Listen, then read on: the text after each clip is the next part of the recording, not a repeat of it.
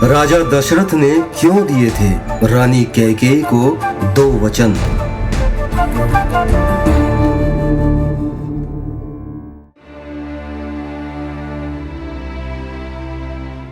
कौशल्या, कैकेयी और सुमित्रा तीनों रानियों में राजा दशरथ को सबसे अधिक प्रिय रानी कैकेयी ही थीं। और कारण सिर्फ ये नहीं था कि कैकेयी अत्यंत रूपवती थी। कैकेयी कैकेय देश के राजा अश्वपति की इकलौती पुत्री थी। बचपन से ही अपने भाइयों की ही तरह कैकेयी ने गुरुओं महर्षियों से युद्ध कला की शिक्षा ली और कठोर अभ्यास कर स्वयं को एक ऐसे योद्धा के रूप में परिवर्तित किया था कि बड़े बड़े महावीर उनसे युद्ध करने से पहले 10 बार सोचते थे। कोमल समझी जाने वाली नारी ने अभ्यास कर अपने तन को इतना कठोर बना लिया था कि शत्रुओं की आत्मा तक कांप जाती थी।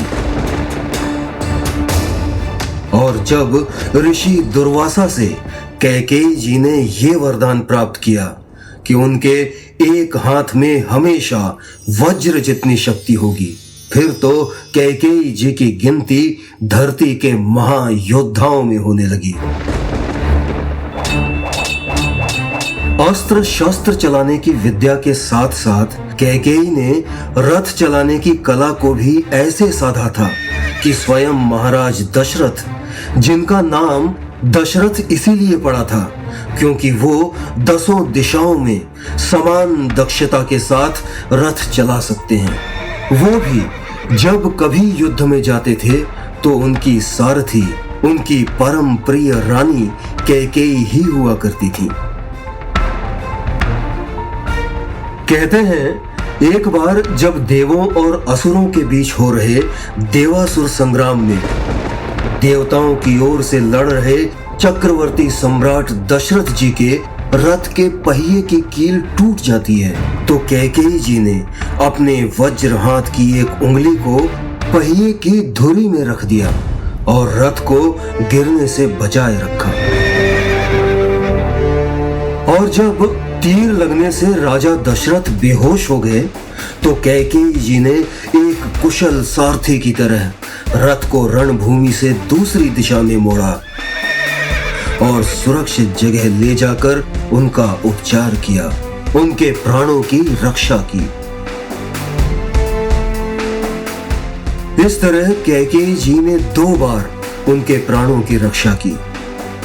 जब चक्रवर्ती महाराज दशरथ होश में आए तो उन्होंने कैकेयी जी को जीवन रक्षा के लिए धन्यवाद दिया और उन्हें 2 वचन भी दिए।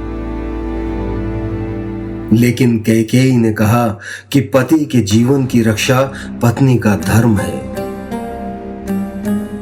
और रही बात दिए हुए 2 वचनों की तो वो समय आने पर मांग लेगी। कई वर्षों बाद मंथरा के बहकाए जाने पर इन्हीं 2 वचनों का सहारा लेकर कैकेयी ने पहले वचन में राम की जगह भरत का राज्याभिषेक और दूसरे वचन में राम के लिए 14 वर्ष का वनवास मांगा।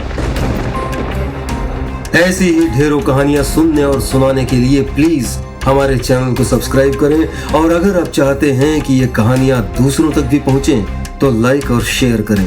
धन्यवाद।